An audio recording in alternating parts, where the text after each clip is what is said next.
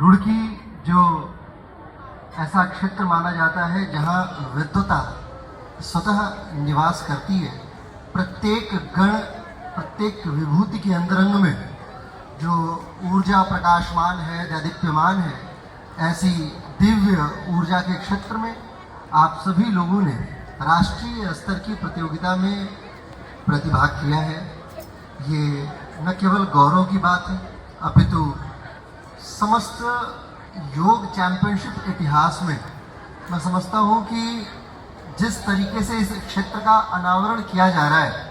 वो न केवल WFF फेडरेशंस के लिए बहुत प्राउड का विषय होना चाहिए, अपितु समस्त संकाय के लिए,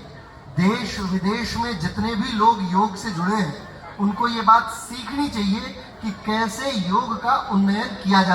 जाता है या किया जाना चाहिए। एक बार जोरदार तालियां शिवम भदौरिया साहब के लिए, जिन्होंने इतने भव्य आयोजन को, इतने प्रेशर को इतने आसानी के साथ में अपने ऊपर संजोए रखा है और पिछले लंबे वर्षों से लगातार कार्य करते चले आ रहे हैं। मैं देख रहा हूँ काफ़ी सारे चेहरे मेरे जान पहचान के,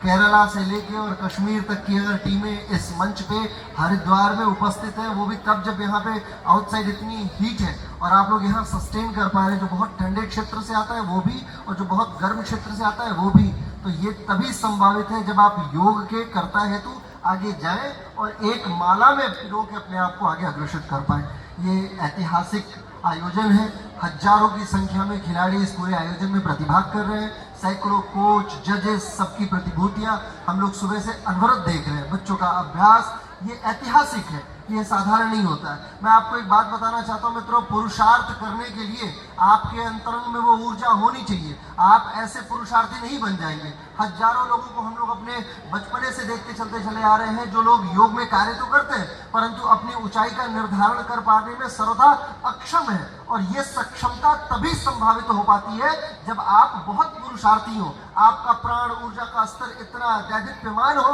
आपके सारे चक्र, चाहे आज्ञा हो, चाहे सहस्रार हो, चाहे विशुद्धि हो, चाहे हार्ट हो, चाहे नेवल हो, यत्र तत्र सर्वत्र यदि स्वच्छ ऊर्जा नहीं है तो आप ऐसे पुरुषार्थ में कभी स्वयं को अग्रसित नहीं कर पाएंगे। 3-3, 4-4 मंच का निर्माण करना, इतना भव्य मंच आहूत करना, पहले कोर यूनिवर्सिटी भी इसके लिए बहुत मैं समझता हूँ बधाई की पात्र है। वो टीम जो बिहाइंड मंच कार्य कर रही है, वो लोग जो सामने बैठ के जजमेंट दे रहे हैं, वो लोग जो कहीं जाके अभ्यास कर रहे हैं, वो कोच जो बिना खाए पिए सुबह से अपने बच्चों को अभ्यास करा रहा है, and end of the point वो बच्चा जो अभ्यास कर रहा है। हम लोग जीत रहे हैं। हमारा योग, जो जिम्मेदारी हमें महर्षि पातंजल कृत शास्त्रों के द्वारा हमें प्राप्त हुई है, उस जिम्मेदारी का अनुसरण, अनुनय